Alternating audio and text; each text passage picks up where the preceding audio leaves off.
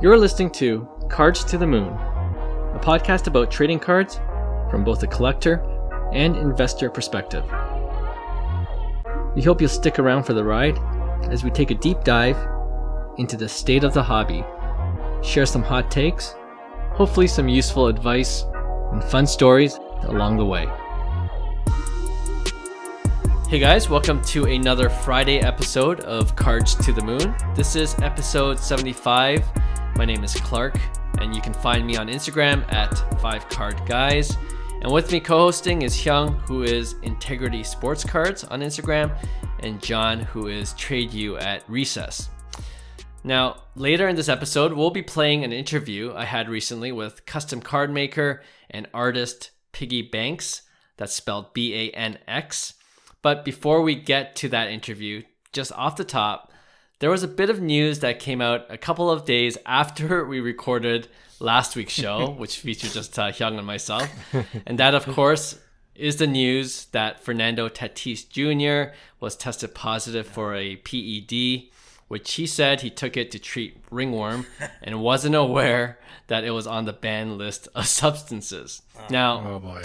Yeah, a lot of people are weighing in with their thoughts and opinions, so I think we should chime in as well. First, guys, your initial thoughts when you heard the news, and second, what are you doing with his baseball cards?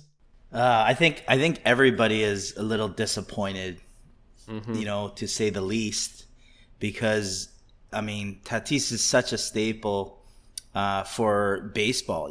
He sells tickets at the end of the day, and you have a lot of kids looking up to a guy like that, and not saying that he should be doing this for others, but that's a couple, I guess, whammies against him over the past year that Right. that could have been, I guess, showing his immaturity. I just hope, for the sake of baseball, for the sake of his career, that he learns from this. And I know there's a lot of, I guess, back and forth with cards in terms of his cards, because a lot of people are off his cards. You see the market already tanking. So obviously I believe in his talent, but it's not a good look for him. It's definitely gonna affect his card prices from kind of like that elite everybody's chasing to a lot of people are unsure. Right. I don't think anybody doubts his talent, but you look at examples like Alex Rodriguez, how that affected his even the love he gets in the hobby still, to this day. So I don't know exactly if it's going to happen to Tatis, because I still believe that he's young, he makes mistakes, and no one knows the full story at the end of the day, right? So I'm not a person that is all of a sudden panic selling him, because I enjoy his talent. I believe in him as a player, and I'm a true collector, like PC of Tatis, right? So not saying I'm gonna go dump more money into him. It's definitely Right. buying with caution, but I'm definitely looking for a deal eventually in the next probably 12 months, I'd say. Maybe a little less, because 80 game suspension is a pretty hefty suspension. So yeah. Do you care at all about the chatter about his Hall of Fame chances? I know he's a young kid, he's 23, but there's that talk about that's anyone that's been guilty of PEDs automatic. Barry Bonds can't get in, right? 0 for 63, I believe. Right. That's the stats on who gets into the Hall of Fame. With I guess people who test positive, but that's the thing. You look at guys like Ortiz. Controversial. Nothing was proven positive at the time when he was being tested. It was kind of like I don't know what it was, but it wasn't like, I guess, official individual testing. But there's, in that era, everybody was taken. I shouldn't say everybody, because I'm It's a lot more common. And you know what? Now that I think about it, I was thinking about this earlier. When I was playing in the minor leagues, that was 2003 I signed. 04, 05. I remember guys were, I mean, no shame. Like you see it all around the game, and you kind of scratch your head. And for me, it's a morality thing, and it goes, not to get into the whole steroids debate, but I definitely had a different input on that earlier in my career, like when I was younger. So it was right in that steroid era where I was like, it's cheating at the end of the day, and that's what sucks about it. But like it's only those who get caught, right? Where's the fine line right now? Because I could guarantee you there's Hall of Famers that were on something at one point of their career. They just happened not to test positive just because, they were unlucky. It's essentially they basically, I guess it's the risk you take, right? So it's a whole different, topic. But yeah, I just, it's tough. It's when it comes down to that. Sure. Johnny, what do you think? Yeah. When we heard the news break, I think I'm with Hyung. The one word is disappointed, like incredibly disappointed. And there's so many layers to the disappointment. You can be disappointed as a true Tatis fan, which a lot of people are. You could be disappointed as a sports card collector. You could be disappointed as a baseball fan. He is huge to the game of baseball. He's like the next Ken Griffey Jr. He was the face on video games. People loved watching him. He was, even in opposing fields and enemy territory, even everyone loved Tatis. He was like just endeared by all. So the sentiment, which is, the silver lining in the sentiment of disappointment, is actually probably a good thing, because you're not really hearing much about cheater. He's a cheater. He's a scam. Look at him. It's more about disappointment, which really proves how many people truly was not just collecting because of investment. They truly liked Tatis. Like Tatis was bringing people to the game of baseball.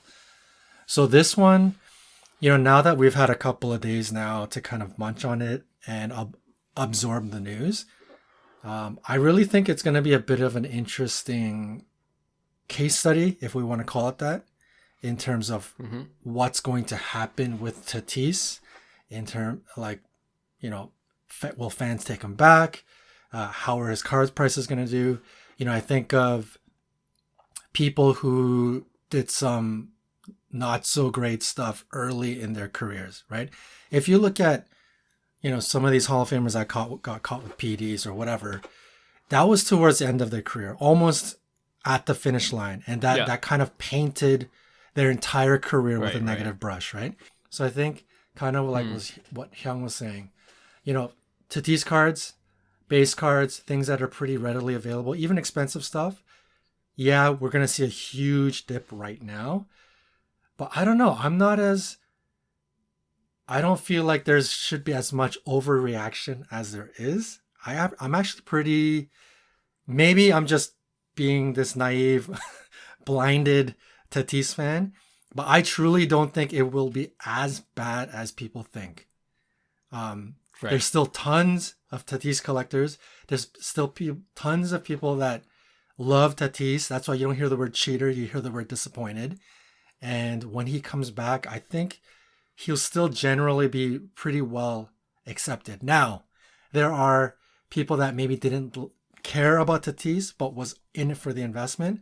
Those guys are probably starting to slip away and maybe long gone forever, depending on if Tatis comes roaring back or whatever. It may take those people quite a bit to kind of get back into Tatis cards. But I think when it's time for Tatis cards to come and go back upwards or price recovering, I think there's going to be a lot of buyers, man. I don't think it's as bad. And one of the positive things for Tatis was, number one, he came out right away with a statement. Now, it doesn't mean, if he didn't come out with a statement, it would look bad. If he came out with a statement, it's going to look bad. No one believes him. Me personally, I love Tatis. I don't believe a word that he's saying, in my personal opinion. And That's just the way it is, right? But at least he came out business. right away and said something, right? Which was Yeah. it was. I think that was the right move. Number two, he said he was going to challenge it, and then he decided, I'm going to man up and I'm going to take it on the chin, and I'm going to take the suspension. I think that was a good move. And then the words that he used was he was completely like devastated, right? So I think, as negative as it is, those sequence of events, how quickly he came out, saying he was devastated, all of that stuff, I think that's gonna bode well in helping people who love Tatis, want to kind of cheer him back on into the right place. So me personally, I think immediately people are panicking. People are going to drop Tatis because they think it's going to drop by like 90%.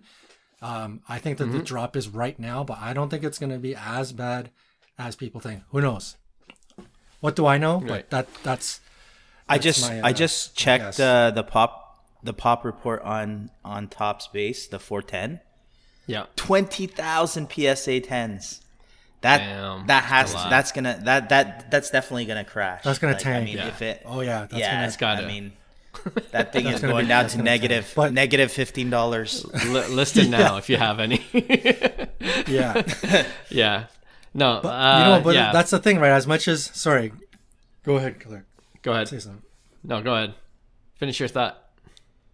Yeah. So what I was gonna say is, as much as people are panicking and saying, I'm completely off Tatis, yada yada yada yada, just imagine the gold out of 2019 PSA 10. I think right now it's at like $500.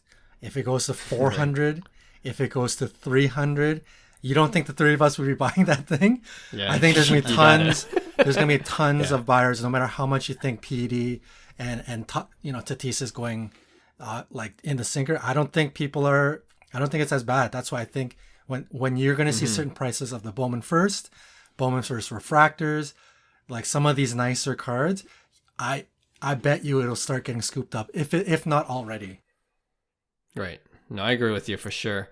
And I agree with you, Hyung, too. Like, I think at this point you got to proceed with caution. Like everything's still in flux in terms of the price volatility. People are panic selling, but it's not as cheap as it can go still. Like in the off season, I think there'll be even more opportunities then. So I'm always keeping a Tatis on my watch list over the next several months for sure, because I still trust in his talent. I know you've said, John, about he's saying the right things, but I feel like that's very a templated response. Of course you're going to say you're devastated. This is what your agent's telling you to say too, right? So so I kind of see through it. I don't personally believe his ringworm story either. Like I feel like, and this is like another topic altogether, but steroids for regular people help you heal faster. So maybe he wanted to get to to the point where he can play sooner, and then hopefully it's out of his system.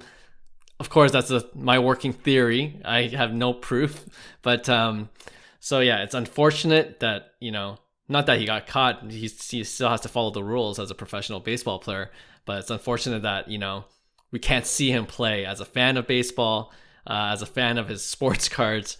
And I think disappointed is probably the prevailing word for a lot of people. Even his teammates, Clevenger, all those guys are saying, "I'm disappointed." Right. That guy's got to grow up and things like that. So I think we're pretty much all on the same page. And he is 23, so he's young. He's got very young, got a promising career still ahead of him. And like you guys said, hopefully he learns from it. But I'm in the same boat, man. If it goes pretty cheap, I might have to buy a couple. So and I'm a little bit disappointed because I was hoping with the Padres getting Soto, and I have my Topps Chrome rookie auto card. I'm like, if it spikes, I might try to flip it and try to get something bigger. Yeah. But I gotta wait till 2023 now at this point. So there's no chance of me doing that. Just hold. Yeah. Just hold. So let's end off with this before we go to our interview with Piggy Banx. But in our last episode, Hyung and I played match game, buy, sell, hold, and this was before the PED news. Brutal. So that has anything changed? The three names I sent out were Ronald Acuna Jr., Juan Soto, and Fernando Tatis Jr. And I believe we both chose to hold Tatis. Right. And then I think I was buying Acuna and selling Soto. I was and I think you were opposite. the reverse, right? I was buying Soto and selling Acuna. Anything changed for you, Hyung? And then we'll let John a chance to play this game. You're not forced to hold. It's not even. No, I was telling Clark you earlier. I ended up selling a lot of my Tatis, at the right time, I guess. But then I do have 3 I would consider monster Tatis cards that I was planning to hold long term anyways. And so for me, it was a hold to begin with. They're super rare. I have, a couple Pop 2 and Pop 1 Tatis cards that, I'm going to enjoy. I'm ride or die with him. And for me, there's no point in selling. I'd rather just, just enjoy, his career, from now on, whatever people say. And it doesn't change for me. I'm still buy on Soto. I mean, I guess Acuna can be a buy, but right now I just think Soto is just he's gonna do some damage in San Diego. So yeah, for me it's like now I said buy on Acuna and hold on Tatis. For me, it's whatever's cheaper I'm buying. If it's Tatis now, if he goes under Acuna prices, okay, I'm going to buy Tatis. And if Acuna goes cheaper because he's having a down year this season, then I'm still buying Acuna. How about you, John? Yeah, I'm gonna say hold Tatis as well because you really have no other option. And I'm sure people will say you guys are idiots. It's sell all the way, and I get it. Like there's still a lot of inherent risk. As much as we want to say, I really hope Tatis grows up from this. Could he get caught again? He could get caught again. Could he break another bone in his body riding his motorcycle? Could happen again. There's still a lot of risk here, right? But if you are to completely bail on Tatis, sure, right now is whatever you can panic sell right now, that's fine. I personally think if you can hold off at the minimum, hold off until like the beginning of next season when people are like, you know what? I'm over it. The news has passed me. Let's see what Tatis can do with Soto together. I'm still kind of excited about it. I think that might be the time to kind of bail if you want to look at it that way. But otherwise, I think at this point, most of the cards a lot of people have may be almost worthless. So you might as well just hold on to it and see how Tatis's next 12 to 18 months kind of rolls out. I will say sell on Acuna. I think the way he's playing, we talked about it before, the years 1 to 3, those hype years 3 to 6, where you got to kind of, the lull years where you got to really start projecting yourself. If you continue to play kind of at a normal pace, you're going to really see your cards correct. So I think Acuna, obviously I don't think he's come back as fiercely from his injuries as people would have hoped. Fiercely in a good way, like on fire. But I think with that, seeing his performance, I could see his cards correcting a lot more. So I would say sell on Acuna. And then Soto, obviously, his prices have been as low as Soto cards could be. Obviously, it's been bumped up a bit, but I still think he's a great buy. Okay, fair enough. All right, all this news is unfortunate, but hope we get to see Tatis get back on track in 2023 and put this behind him. All right, like we said at the top of the show, we got to interview Piggy Banx for the podcast. John, you were the first among us to be familiar with his work, and you're a big fan, right? Big fan, yeah. Instantly caught my eye. Yeah, it's pretty cool what he's doing in the custom card space. So, okay, without further ado, let's play that interview with Piggy Banx right now. So today we have another special guest on the podcast. You can find him at Piggy_Banx. That's BANX on Instagram. And we'll post a link to his IG page in our show notes. If you haven't seen his work yet, you got to check it out. His custom trading card designs are amazing. It ranges from artistic renditions of GOAT players and athletes, including Michael Jordan, Kobe, Ken Griffey Jr., and also pop culture icons like Notorious B.I.G., Jay-Z, and even Bill Murray, who I just saw pop up on my Instagram feed today. So without further ado, Piggy Banx, welcome to the podcast. Thank you for having me. I appreciate the invite. Awesome. All right. So first, I just want to let our listeners know how you came to my attention. And it's when John, one of our podcast co-hosts, who actually wanted to be here but couldn't make it for this recording, he said, you're the first custom card designer who he legit wanted to buy some of your stuff. All right. So I had to check it out. And yeah, man, some of your designs are straight fire. So I appreciate that. Yeah, it's hard out here in the streets for these card artists. You know, we got to try and win over the favor of the people. Yeah, for sure. I should also just mention that on your IG bio, it says you're the founder of Good 2 Studios, which is an art studio and creative agency based in Newport Beach, California. So first question, just wondering, have you always been an artist by trade, or did you do something else before you got into art? I have absolutely not been an artist by trade. I literally just had this idea like last November after just being back in the hobby and having my own opinions on it. But yeah, it was just like, we should make this like, rogue card company, and just kind of, it was a different vision to start, and it's obviously evolved since then. But more or less in January, just like got started like cutting up cards, like a lot of the card art you'll see on Instagram, and realized I hated cutting and using the X-Acto knife. So started doing digital and like printing a lot of cards. They're still all like one of one or one of three. But yeah, and then I pretty much like, I want to move faster than my abilities allowed. So that's when it started to become more of an art collective. So I have a partner now, or a couple that are contributing pretty heavily to the project. That's how you can see these amazing original art images every single day on new cards, because I mean, it's not one person can actually pump that many out. I do make them all and construct them all and slab them all and do everything by hand here in the studio. But yeah, I mean, but before all this, I mean, I primarily do technology sales though for a living, and I've been doing that for a decade. But I've always just been like a streetwear dude and like pop culture guy, like whether it is like, like Star Wars and stuff, or collecting Jordans or sports cards. Like it's always like these like niche, collectible areas that we all tend to find ourselves in. I mean, for a while there was hats. But yeah, I mean, it's all kind of culminating right now into like what you guys are seeing on Instagram. Yeah, no, that's cool. And did you say you just really started January of this year? January of this year. My page. That's crazy. I like the first post on my page is January 30th. Okay. Wow. So yeah, you seem to really ramp up quickly then. Yeah. I mean, it's crazy. It's like, when you read about like any of these super successful, I'm not trying to compare myself, but like when a thought just overtakes your mind, or like an idea overtakes your mind, and like you just become obsessed with it. Like I already was obsessed with sports, like just literally refreshing Bleacher Report as much as I did Instagram.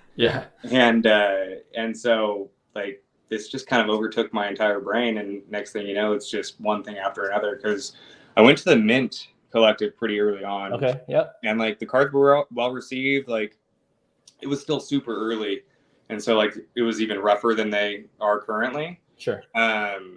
But yeah, I mean, that was just kind of a confidence boost that kind of like rode into the next thing, because I was selling cards at the Met Collective that were printed. So it's like, you can absolutely like design cards, print them, and like people will connect with them or just appreciate them and want to own them. So for sure. So yeah, I mean, but it just, I don't know, maybe it's serendipitous, but things just keep happening, and it's all kind of fallen into place the last couple months. No, that's really cool. And I know from your Instagram page, I saw, well, I didn't know it was a collective. So you and your partners, you also do large format artwork as well. Yeah, that's correct. So yeah, I mean, we have the Allen background there, behind me. That's cool. You can see one that hasn't been released in the back there. That's a 7.5 foot tall Muhammad Ali that has authentic Ali signed shorts built into it. So they all have some form of authentic Beckett or PSA certified. I mean, actually, all these shorts are JSA, but certified memorabilia that has either been destroyed, like the Bo Jackson one, where we actually snapped that bat and then built it in, or the Allen Iverson behind me, that ball was cut in half to attach it. I saw that one too, yeah. So it's just part of the artistic expression, is just like destroying these things that are thought to be extremely valuable or scarce. When if you go to any card show, it's like, memorabilia is just, it's downright disrespected. So it's like, all right, I'll buy up the memorabilia and I'll reposition it a little bit. Yeah. No, that's a pretty neat concept. I haven't seen that I haven't seen that concept around. So that's, and before like we ever put out a card or have an idea for a painting, it's like I do a ton of research just to make sure that it like hasn't been done, or like if I can't find it, then so be it. right. But yeah, because like I wanted to do this crazy Charizard painting the other day that had like a bunch of Charizard cards built into it, and then I went online, there's a ton of Charizard paintings. It's like, all right, yeah, we're not doing that. Oh, I see. There's plenty of that already out there, so like, Gotcha. That's the aim, is like to make things that haven't been seen before. Yeah, cool. Just wondering, what inspired you to get into like even more specifically the trading card formats? Like, were you a collector growing up, or is it another reason? I mean, I definitely collect. I mean, I was a child of the junk wax era, so like Okay. I went back home and like looked through all my cards growing up, and it's like, oh, my dad was buying retail and like the low end product. Right. So unfortunately, my childhood collection wasn't full of big dollar signs, but yeah, and then I mean during COVID, like got back into it, just like I think a lot of people did, and just started buying cards. Mm-hmm. But I was like one of those people that was just buying like PSA 9s, like not realizing that it's not even a close like market, especially if you're not buying like these extremely low numbered cards. So yeah, no, I mean, and even today, like I ripped a pack of Leaf cards. I really enjoy the Leaf product. I think it's underrated. Yeah, for sure. But whenever I find them at retail, like I will buy them, and I will rip all of them in my car in the parking lot, like I'm some sort of junkie. I swear. So yeah, so I still buy a lot of cards. Nice. Like, the act of opening a pack is still very nostalgic for me. But yeah, I mean, with the expectation that I'm probably going to give most of them away for free. Right. Well, it's good to hear that, because myself and my two other co-hosts were all in the same boat. We grew up in the junk wax era as well, and we're addicted to ripping, so we're all in the same boat for sure.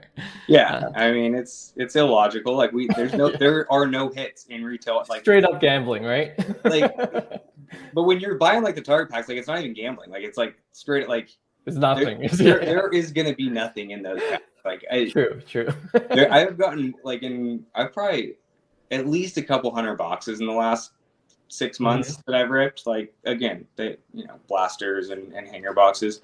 I've had one big hit, and it was out of a flux box, just a blaster box, and I got one of the 1 of 10 like gold cracked ice Anthony Edwards rookie cards. I was like, okay, sold it for $800, and I was like, oh, I got some of my money back, and then you know what I did? You spend it all again. I kept buying cards.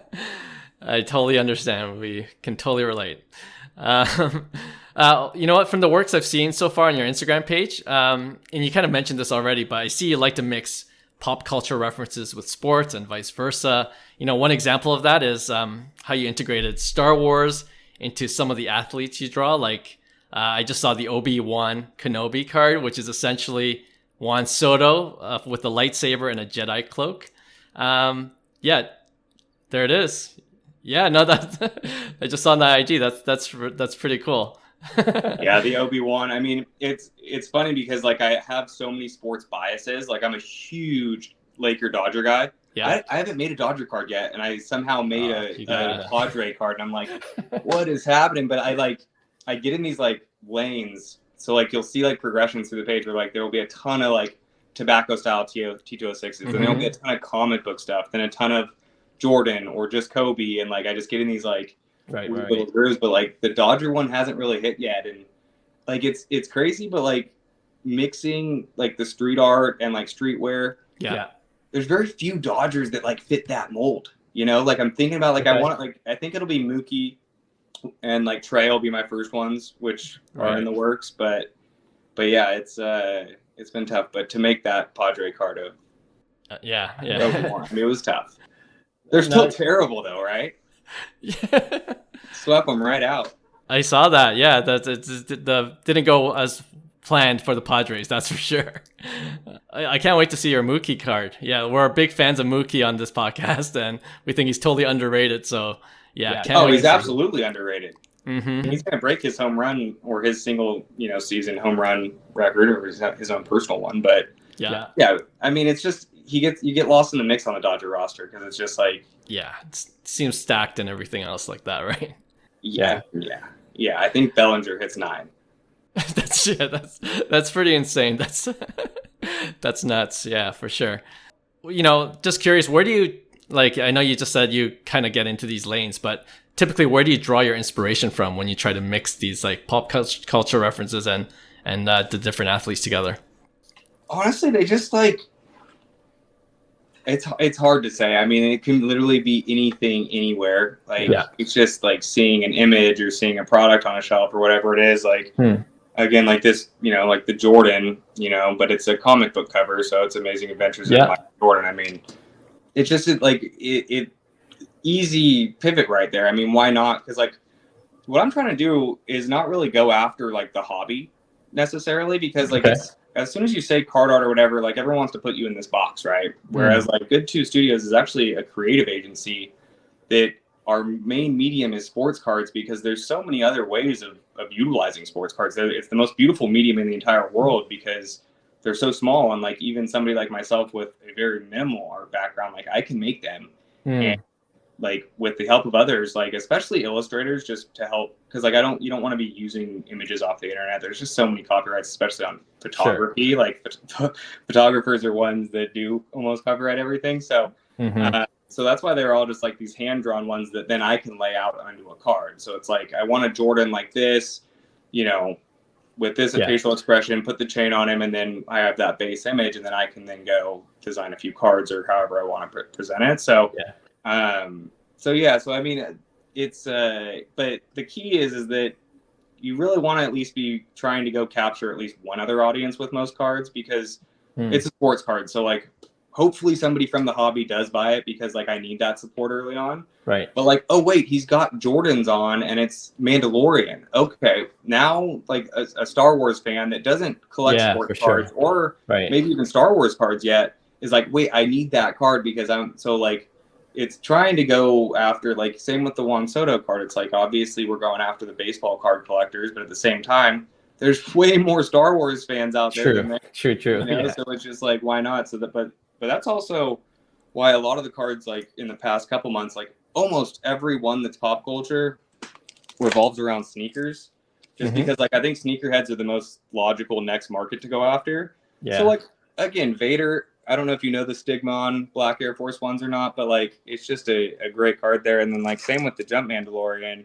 I love that one. Yeah. But you got like because when I had it drawn originally, it came back and it was just Mandalorian Jumpman. I was like, oh, we gotta put the AJ1 shoes on him, and like let's so we make some like touches, because it's just these small things that are what bring more appeal. And I don't know. I guess where I got that inspiration from in regards to like the small touches is it's actually one of the Ja Morant rookie cards, the one that has the wrapper in the background sitting in the front row. Oh yeah. But like, it's these weird cards that have like something different in the background, or something that didn't get seen, or like some other little Easter egg in the background that end up like being in the most like sought after or whatever. So like that's why all the cards, like I want people to buy them, because they are still expensive. They're very expensive actually, because they're all, I mean, I only will make like a max of probably 5 of any image. Like Jump Mandalorian went crazy, so like yes, I'm at like I think 7 or 8 on that, but like I really try and keep it under,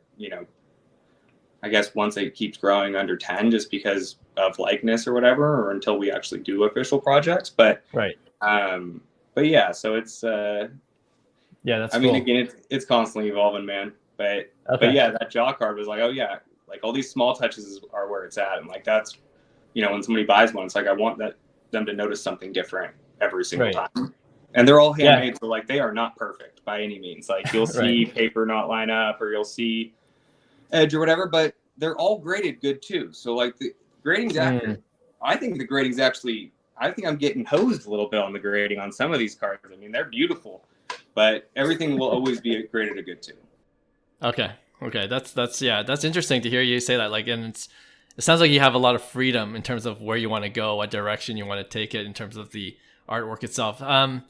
Just going to the like the look of some of the cards, like the actual material that you use. Like I like the ones that are like the atomic refractor look or the cracked ice parallel. Can you tell us how you create that look? Is there like what materials you use to do that? It's really about just sourcing the right materials. Like the refractor stuff is actually a base material that I'll print directly onto. Whereas like the cracked ice is actually an overlay that once you print the image, So there's just like a lot of, it's really about your base material, because there's a lot of different base materials. There's a lot of different paper qualities and weights. Right. And so like when I want to do like, say, a cracked ice card, like I'll normally choose like the highest end like photo paper I can find, like the highest gloss, just like the highest resolution image, because I'm going to do an overlay over it. So I'll take these like clear holographic overlays, and I'll take a more or less like a roller like this.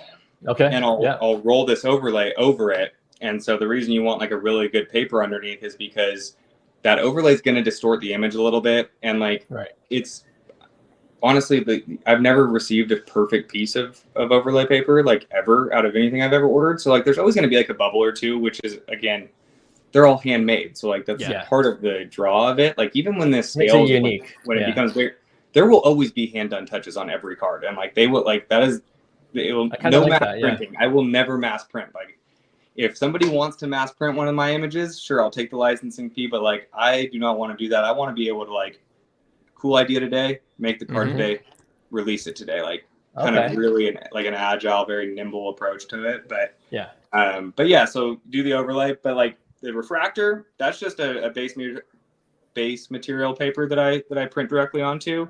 Okay. Interesting. But like I know you use like canvas as well. Is there like a material you like to particularly use for any of your canvas? So the canvas doesn't come through in my videos, so like people never want the canvas ones, but the canvas ones are by far the best cards. Like these things in hand, they're like so perfect. Nice. And they're just like so grainy, and they have like this really, really cool texture to it. And it just like feels, it really bridges that like streetwear, like sneaker gap. For sure. Yeah. But everyone always wants cracked ice. Like me, I'm guilty. They want wraps, they want cracked ice, or they want the refractors. Like it is so hard. Like, but then just there like the are shiny like stuff. Yeah. The people that I like really want to like take care of the most are the ones that like hit me up about the era aged cards, which are like that base material is like a cardstock. So cardstock is a little bit more porous, and so it'll kind of like the ink will kind of like seep more. So it's not a very like sharp image. So it kind of gives it a little edge. But then I'll soak those and like really start like wrinkling them up and like give them that texture in there. But yeah, so I personally like anyone that orders canvas cards or era aged cards. Those are my favorite people because like they're just the best. I love those two styles. All right, good stuff. I think you already answered this question, when you were saying like you would never want to get into mass production, but like, have you heard of the Topps project cards? Just wanted to see if you got any opinion on those. Yeah, I mean, I was just at the National, and like I would say like the best connection is just like one of the greatest like outcomes of it was like meeting a lot of the artists that are on these projects. So like I was able to like Blake Jameson for a long time, like just great dude, but like able to like actually talk to him about his work. So and like Chuck Styles as well, we got to chat for a long while too, and it's just that was one of my favorite parts. I actually came back with like a stack of like art cards and other Topps project cards. Nice. But yeah, I mean, my opinion on it is that should be that should be Topps's flagship product, and those cards should make it into big sets. So yeah, I agree. That's my short answer for. Again, there's a reason I started a rogue sports card creative agency that's focused on bringing a really good collector experience and customer experience, but two, just I think that it's just important to like how do I put this correctly? I think it's just constantly adapting and like constantly like tweaking things to make people want to continue to like. Again, I think that they just miss a lot of opportunities on, especially like packaging when it comes to like these $2,000, $4,000, $10,000 boxes. Like, I think that, or even on the low end, like the packaging should technically probably like have some sort of feature that maybe like holds the hits too. Like, why do you want them to throw the box on the ground? Like, why not make the box interesting enough to like keep in the background of videos? So there's a lot of areas that I think are easily addressed, or at least like I think people will want to have or see. No, I totally agree. Actually, that was my next question. Like, what I think should happen, I was going to say, is that trading card companies starting with Fanatics, which now owns Topps, of course. They should possibly hire more artists to design some of their sets and even work, with different materials than just cardboard or the chromium look, and obviously you like that idea, but, because we always complain every time there's a new set that comes out, the flagship, like the designs are meh, and some of the it's stock photo in front of shiny background.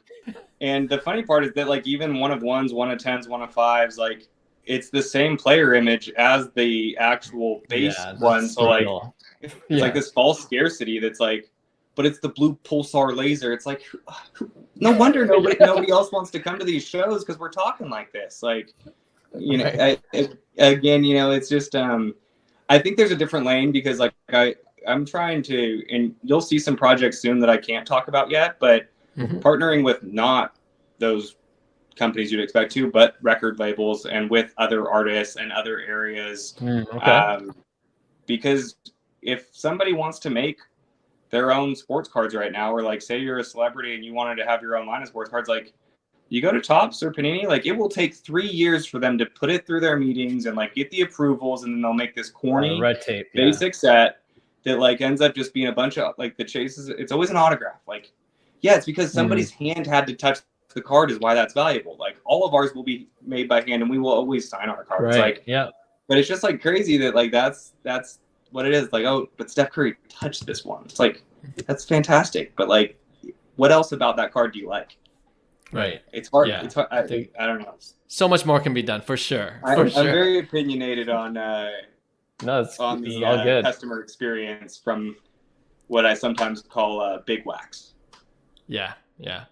Are you hopeful? This is like a side question. I didn't have a plan, but like with Fanatics taking over, are they just like another big corporation, you think, or you think they're going to actually start to change the hobby for the better? I mean, I think that early on it's going to be status quo because of a profit margin, and you obviously pay the big money for the licenses and acquire Topps to like, show a return on investment. I think that that's why that my lane's going to work, is because I'm not focused on the money at all. And like all the artists that are like contributing are all getting paid, and I'm kicking it out. And like every time I sell cards, like I'm buying nicer printer. Like it's just, I think that the big companies, they're behemoths, it's too hard to change too quickly. It's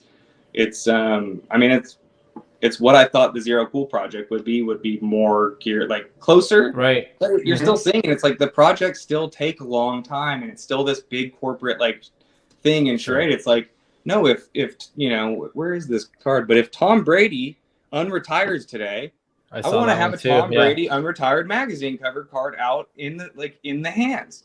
Yeah. We're gonna make new stuff every day, but there's only gonna be like 5 or 10 of them, and they're all gonna be one-on-ones because the card company gave me very favorable rules to work with in regards to this one-on-one rule. And so it's like, there's a cracked ice one, there's a mosaic one, there's a disco one, there's a holographic one, there's a refractor one, but again, I normally cap myself at 5, but like, do you really want me to change the border color and like the title color? Right. Like I can keep going. So like, but they'll all be handmade, and they will always be significantly more scarce than anything you can buy from, something that comes. Yeah. But I'm excited for you guys to start seeing the cut. Like, so everything isn't custom packaging necessarily yet. So like, I think you'll start to see a lot more of the mashup I'm trying to do with all these different genres when you start to see the packaging. Yeah, can't wait to actually see that. Just going back to your work too. I'm sure many of our listeners are curious. Like right now, I know you just got started, but can you say how much do your works typically go for? Is there a large range, or is it on an auction, or how's it work? I think so it's constantly evolving. So like, but there has been this standardized pricing model that I've stuck to for like the last 3 months. And I think it needs to evolve, because I do think that the price point eventually needs to come down a little bit just to like be more inclusive, because all the 101s are 200 and all the 103s are 150, and it's flat pricing. It doesn't matter what the image is. They'll all come in like the nicest possible packaging. Like this is like right now, again, like until I get my own, like if you order 3 cards, like they will come like in a nice case, like, and they'll come in, velvet bags, and like I'm trying to do as much as possible, but like I want it to constantly evolve, because I think it's also really cool because it kind of era dates things. Because like if you bought a card from me at the Mint Collective, like you probably have a card that has a blue or like white back on it, that like there's probably like 10 or 20 of like those Macs out there. And like, so now my new back, like, yeah, this one, there's probably a few hundred out there. But like, as soon as I change the back again, it's like, oh gosh, you have one like, because the project will keep evolving like that. So like the earlier you're buying these cards, like, again, you're not supposed to buy these as an investment, and there is no resale market for these at all. But I do think in time, as I start to put more pieces and you guys start to see more, they will inherently become more valuable, because like you just, I guess, wait and see. But I can definitely see things going down that road, you know, like honestly, even with custom cards, that whole niche in itself, like I'm personally seeing more and more Instagram accounts with, you know, custom card designers. Like it's almost like they're trying to fill a void in what the current trading card market is missing. Right. So I agree. And I think that's, I mean, again, like I am this artist now that like, yeah, like it's hard for me to necessarily say, because like 9 months ago I just couldn't have said it, but like I'm clearly, you know, have figured it out. But like the key, like I think that, and what I've told all these other artists too, because like I want any and all artists to like contribute to this project. Like this is supposed to be a bunch of artists, like a collective, like putting this together. But like the thing is that like at the end of the day, you just gotta like have this team, and like you have to kind of be selfless early on to like build, you know, the platform. But like later on, like hopefully that is, because like I envision like having like a real studio space like somewhere here in California probably, where like the athletes can come and sit down with the actual designers and design their own cards, like signature shoes. Like that'd be awesome. Because like even the, you know, the athlete specific, you know, deals that are out there, like the other card deals, I mean, it's still just one image or two images, but like, because like when I do an image, like I don't know if you've seen on my Instagram page, like I made that set for Ed Reed for the Mint, or not for the Mint, for National. Yeah. Like even that, where it's just a whim, like 2 weeks before the National, or Chris from Rip and Wax, I mean, it was like, you should, you know, put this set together. You know, I'm setting this up. We'll sit down. We'll break this box. And I was like, done, great. But like even Ed Reed gets 6 different cards, including a chain card with different designs. And styles.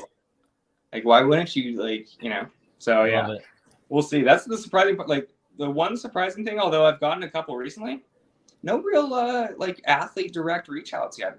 I feel like the page has grown pretty quickly, but I just, you know, I thought maybe even like a C or D list athlete direct, but that's been the one miss. But you know, we'll see. No, that's interesting to hear. Yeah, you would think they would reach out, but maybe in time. Maybe in time. Surely in time, actually. Hopefully, hopefully. And that, you know, that's why even for us, a podcast that talks about regular traditional trading cards, like it was good to reach out to you, and I'm glad you were able to sit down with us. Just a question: what's the best way? People that want to check out your work and are interested in buying, like I actually was surprised at your pricing. I think that's really, really reasonable for you know what I think in terms of the quality of your work. But yeah, it's a really poor, and like it's funny because I preach about customer and collector experience the entire time, and like I haven't put up the website for my customers and collectors to like have a good experience, because my order process right now is so like clunky and sticky, and it's like the opposite. But it does allow me to at least build rapport with a lot of my collectors and customers right now, where they do have to reach out direct to order in my DMs and like take screenshots of my own page about cards they like. But yeah, for anyone to reach out to me, I mean, it's obviously Piggy Banx on Instagram. That's with an X. And then just DM me and just be prepared to like just describe either the title of the card or send me a screenshot of the card, and I'll put the orders together. Yeah. No. We'll definitely post a link on our show notes as well, and they can reach out to you through there as well. So yeah. Thanks for sitting down with us. I do have, before I let you go, if it's okay, give you kind of few rapid fire questions. We like to do that with all our guests. I love it. Let's do it. Okay, here we go. So first, favorite traditional trading card you currently own? That's a really good question. Traditional trading card. I mean, I have all the shortstop rookies pretty much from my generation. So it was Jeter, Nomar, and A-Rod. But they're all like literally the worst ones. Like the lowest It's crazy. I was so proud of these cards too growing up, but Right. I guess honestly nowadays, like, because when I do get hits out of retail, I'll take them to these card shows and I'll just trade like 10 or 20 for Kobe rookies. Okay. So probably one of my tops Kobe rookies would be my favorite. Okay. Nice. Good choice. All right, too. I love your Mount Rushmore basketball card. I think that's probably my favorite. How did you decide who went on it? It's nearly. It was an impossible task. I mean, I like the choices. I like them. It's just there's no right answer. I mean, because I've been trying to make the baseball one right now, and okay, who do you even start with? Because like if it's Griffey and Hank Aaron, is it Bonds? Is it Babe Ruth, Mickey Mantle? Like this card would be 12 feet long if you did baseball. So it was the same with the football one. Was a huge issue because it was like you have Peyton, Tom, and Aaron, and the other one has Mahomes, Herbert, and Burrow. But that was strictly because I thought half my followers would want one of them and half would want the other one. Right. Okay. But for the most part, everyone just bought them together. But okay. I'm gonna remake it. I can remake it and put a different face on there too. Okay, fair. Just for the listeners, you put on LeBron, MJ, Steph, and I can't remember the fourth one. Who was that? Kobe, of course, Kobe. Of course, Kobe. All right. Is there a personal card you designed that you like best, or is at least in the top 3 for you? It changes all the time. So I mean, I guess like the one I'm most proud of is that Tom Brady unretired one, just because it is an aspect that I do want to get back to eventually, where it is real-time sports reporting, but through sports cards, almost like this magazine style approach to it. So probably the Tom Brady unretired, because that was probably like the first like actually successful card where like I actually sold multiple of it. Okay, nice. All right. For one reason or another, most of our podcast subscribers are from Seattle. So shout out to our Seattle listeners out there. So I wanted to ask you about your Ken Griffey Jr. card with him wearing the Mariners uniform, blowing what looks like a Supreme branded bubblegum, and of course with the Space Needle in the background. What was your inspiration behind that card? Well, so I had the Griffey, like I had the idea for the Griffey one first. And it was like, let's just, because like the bubble image is so iconic. All the card artists have done it. I was like, we can't be a bubble there. So like, I had to think, so it was like pool floaty or beach ball. So it became a Supreme ball. Supreme again, we're trying to go grab another audience, hopefully, and like bring that to sports cards. And then the background is the Mickey Mantle 51 rookie, which is I think the better mantle. I personally like the 51 more from a what are they calling it nowadays? Visual appeal. Okay. So it's the 51 mantle backgrounds with the Space Needle, and then Griffey blowing a Supreme beach ball up. I don't know. It's random. But I mean, and then this one, so the Griffey one took probably like, I don't know, 5-6 hours to design. This one took like 2 days to design, and it's like everyone loves the simple ones. Yeah, no, everyone loves the simple ones. Yeah. So that's one thing I've found with like the traditional cards too, is that all their all the borderless cards with the chase cards, Color Blast, Boom, Blank Slate. I mean, it's the ones without the borders. That's so like true, I've been trying to do more and more cards without borders, because for some reason people really like them way more than the other ones. Right, but it's the same with like the mangas recently. You guys illustrated an image of a player. Like people love that. Do that more. No, just that one left. Jeez, I wonder if they'll ever learn. No, I'm sorry. I again, it's just a it's what's fueling us over here. Okay. Last question, because we're actually based out of Canada, we like to ask our guests, do you have a favorite Canadian sports team or athlete or celebrity? I know you're into pop culture, so I'll leave that open-ended for you. Oh man, Canadian.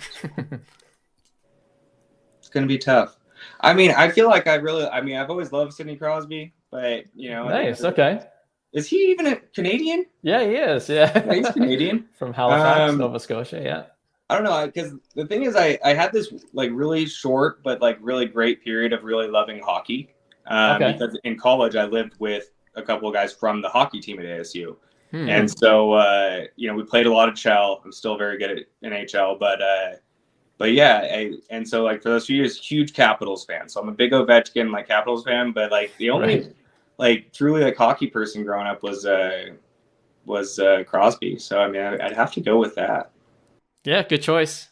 Huge fans of Crosby. Captain Canada, for sure. I regret to say that I guess I need to pay more attention to our neighbors up north, because you almost like kind of stumped me on that. I was like, oh my God. You know what? It's one of those things where when people start listing Canadians, you're like, oh, wow, they're Canadian? You know what I mean? Like, oh, there's probably a ton of them. Like, isn't like Bieber or Justin Bieber, yeah. Bichette? Bichette, yeah. He's actually, he might be American. He plays for the Jays, though. Yeah, he plays for our home team. The tough part about that was that you just don't want to say one that's fringe, and then you're like, that guy's not even Canadian. Right. You know? And then I feel like I just went right with that with Crosby. It's like, oh God. No, we're big fans of Crosby, so that's a good choice too. Yeah, that's all we got. Again, you can find him at Piggy_Banx, BANX on Instagram. Again, we're glad that you stopped by today to talk about some of your works, and we definitely look forward to seeing more of what you're up to on Instagram. Absolutely, man. Thank you for having me, and stay in touch. Hey, thanks for listening to Cards to the Moon. We'd really appreciate you subscribing to our podcast wherever you listen to your podcasts. And you can also connect with each of us on Instagram at 5cardguys, or you can follow Hyung at Integrity Sports Cards, or John at TradeU at Recess. You can also check us out at 5cardguys.com. Thanks again, and hope to connect soon.